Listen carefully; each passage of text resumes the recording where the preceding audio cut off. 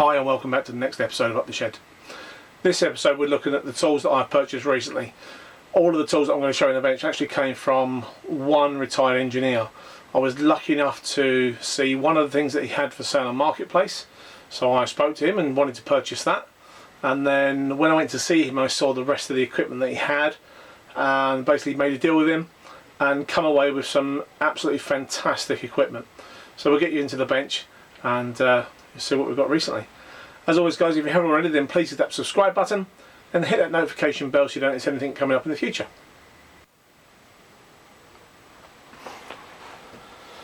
Okay, well as you can see we've got lots and lots of kit. Some of this stuff I've never had before. It's absolutely fantastic to have it now. So we'll start off with, this is like an A-bomb sort of size tap wrench. This is absolutely fantastic. I mean, most of the tap wrenches I got are only this big, so to have something this size is absolutely fantastic. This is a number 4. I'm not sure of the brand, but the guy or the engineer that actually sold, the retired engineer that sold it to me, Chris, yeah, this is absolutely fantastic. So that's our first good bit, and with that came a box full of some taps and dies. Some of these are split dies, some of these are die nuts. Imperial, metric, we've got spiral fluted taps in here.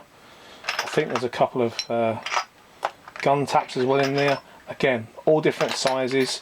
Some of these are fine pitch as well.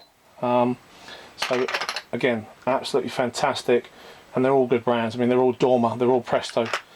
They're all, they're all high-speed steel, good quality. They're all, Goliath, high-speed steel, Hex. So really fantastic to have that and have some extra taps and dies, especially Imperial stuff, into the arsenal that is up the shed. So that all came with that. The original tool that I bought from Chris was this lovely little Moore & Wright depth micrometer, 0 to 25mm.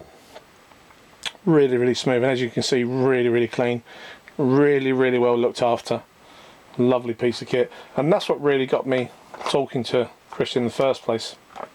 I've been after one of those for a while, and then once I bought that, everything else sort of came out of the woodwork. Then we've got, I think this is just like a generic set of 0 to 150. Again, all the bars are there, and lovely and smooth actions on everything. So again, lovely bit of kit. Squares, never have enough squares. These two are actually in square. I've checked these against each other, and I've checked these by the usual way of drawing a line and flipping over. So these two are absolutely perfect. So they're the two I'm going to be using from now on. This one is out slightly, so I need to do some work on that one. And then we've got 3 squares here. So we've got a Moore & Wright precision square. I've not checked this, but it needs a good clean up. It's quite rusty. Needs a good clean up before we even attempt to look at that and fix that. And then in here, these are just a couple that Chris just threw in. Again, they may well be perfectly square, but very, that one's a little bit rusty. Not too bad, needs a good clean up. And this one here, as you can see, is in a little bit of a sorry state, but fine. I'm sure it'll clean up and we can utilise that, if not for machine, and then maybe for woodwork. So that's all the squares. You've no doubt noticed countersinks. Now, I've never had deburring tools with countersinks or anything else, and 2 of these are the fabulous brand Noga. Never had Noga tools, and due to the expense, I'd never thought I'd ever own some. So I've got 2 Noga handles there with 2 quite sizable countersinks in, and these are just some other branded ones. Draper. This one's actually a ratchet one with a countersink in, and then we've got, I think, 2 or 3 Draper ones here with countersinks and deburring bits and spare bits in the actual handles themselves. So really fantastic to see that. I struggle sometimes with deburring bits that I've made. Now I shouldn't have any excuses. an odd collet. As you can see, we've now got a scribe block here. Now one thing I don't have is a surface plate, so that's my next thing to look out for, and then I'll be looking for a height gauge as well. But lovely little surface scribe here, or scriber, and this is it's been named on the inside, so I think this may have been homemade, but again, fantastic bit of kit. And along with that came this massive magnetic block and arm and 3 dials. So we've got this one here, which is just a 0 to 1 inch. It's just a linear, most probably a cheap brand. And then we've got a Clark Precision 0 to 10 millimeter, and I believe this is another 0 to 10 millimeter here. Yeah, so this is just a generic brand, 0 to 10 millimeter. So the couple of Mercers that I've got that are Imperial are my sort of more trusted ones, but I'm sure these will be perfect and do the job what I want to do.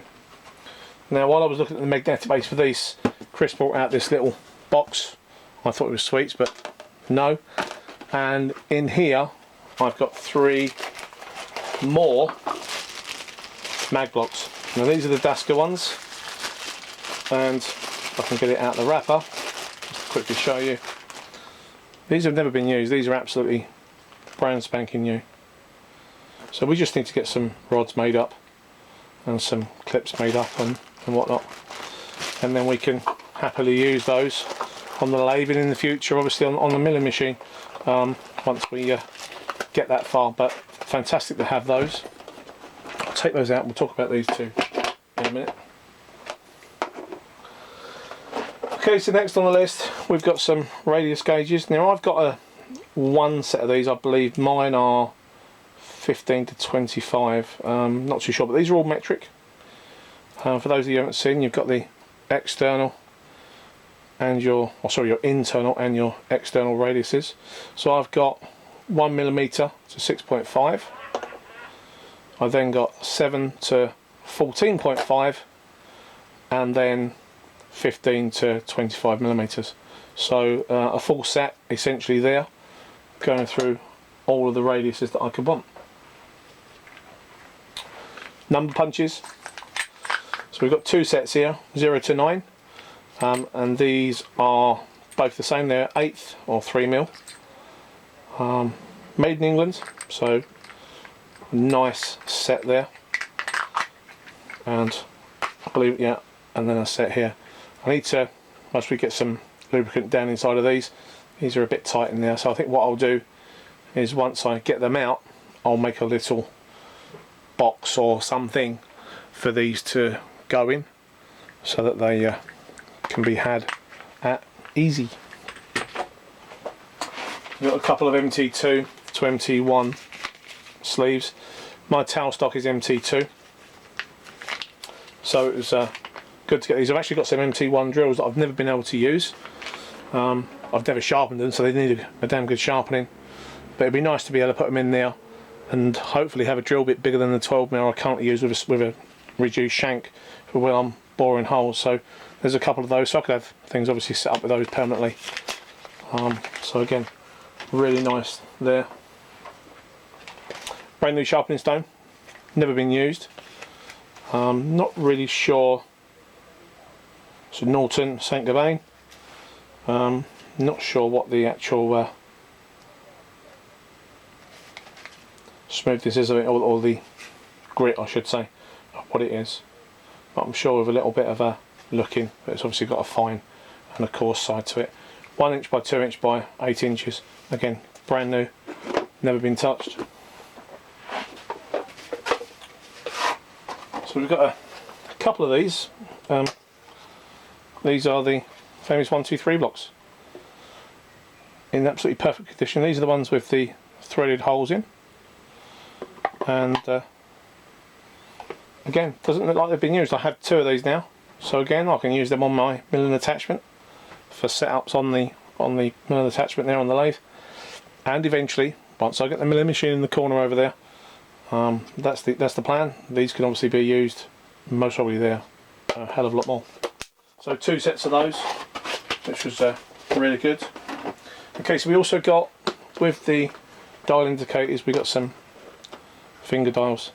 Now all 3 of these are Verdict, and I'm going to try and remember what Chris called these. I think these are near centre, I think they're called, finger dials.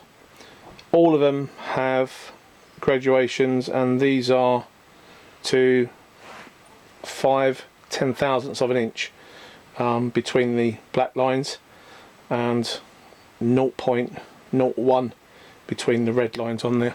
So I'll get that in a bit closer, see if you can see that. I'm not sure if that will focus in with the light on there. That's not going to show you. I have to take my word for it. Oh, maybe there. Maybe you can see, yeah, we've got black on the outside and the red. So the red's the imperial. Red's the metric on the inside, and the black is on the outside. So fantastic. So I've got 3 of those. That one there, and it's come with a couple of different tips, and the little spanners, and the holders, and the dovetail holder, and the normal holder for your different bars. So really nice to have those, for obviously making sure that everything we do is nice and square and straight. Something I've struggled with lately with doing this custom work is not having anything that I can measure accurately above 25mm in metric. So I've always used an imperial micrometer that I've got that goes from 1 to 2 inch, and then converted it. But luckily Chris had a Tessar 25 to 50mm micrometer, Swiss made, and very clean, and a very nice piece of equipment indeed. And the thing I like about this that I didn't know was that once it gets down to size, the handle here is clutched so that it turns, instead of like the normal click you get on the end, you turn this bit here in the middle, and then that will just spin once you obviously get to the correct tension between your parts. Obviously you've got a lock there to lock it in place. So really nice. I've used that so much. I've had these for about 3 or 4 days now, all of this, so I've used this so much already on some of the custom work I've been doing.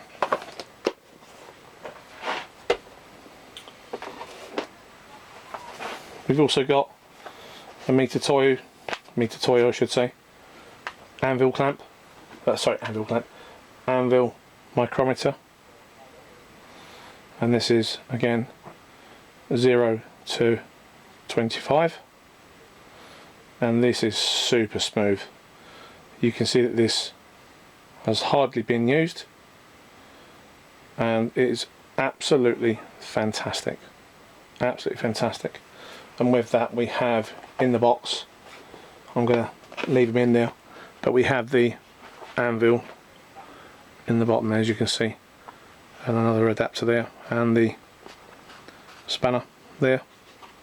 So that is an absolutely wonderful piece of kit. Mitutoyo, as we all know, best in the world. And then finally, one of the sort of more, I'll say, expensive items that Chris sort of bestowed upon me is a set of metric slip gauges. Now these are grade 1, and I'm not sure if you can see, if I can get it into focus, some of these are still in the paper wrappers.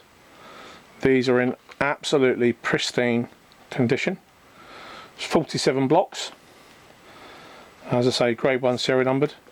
I've no doubt this calibration sheet, certificate of inspection, it was dated back in 2012, so potentially these are 8 years old, but there's still sort of 25% of these that have never been used, and those that have not been dinged or knocked or anything else. And this is absolutely a fantastic thing for me to have, and for Chris to be so generous as to allow me to buy it at a much reduced price to have it in my workshop.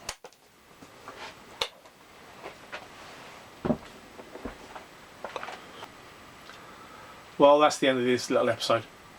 Hopefully you've enjoyed seeing the tools that I've got coming into the shed, and this has all been made possible by the small amount of custom work that I've been doing and the items that I've been selling on eBay recently.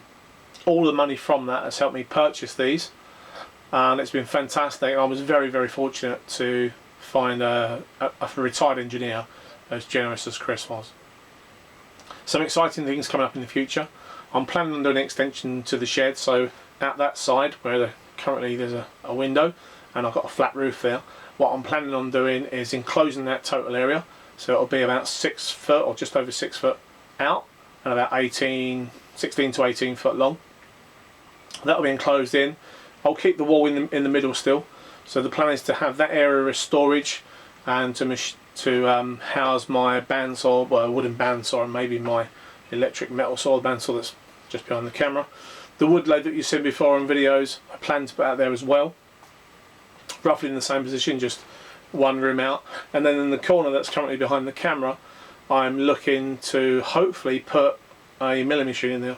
Now I'm looking on the size of hopefully a Bridgeport. Having a 240 volt milling machine would be fantastic, but I don't think that's going to be possible, not for the size I want anyway.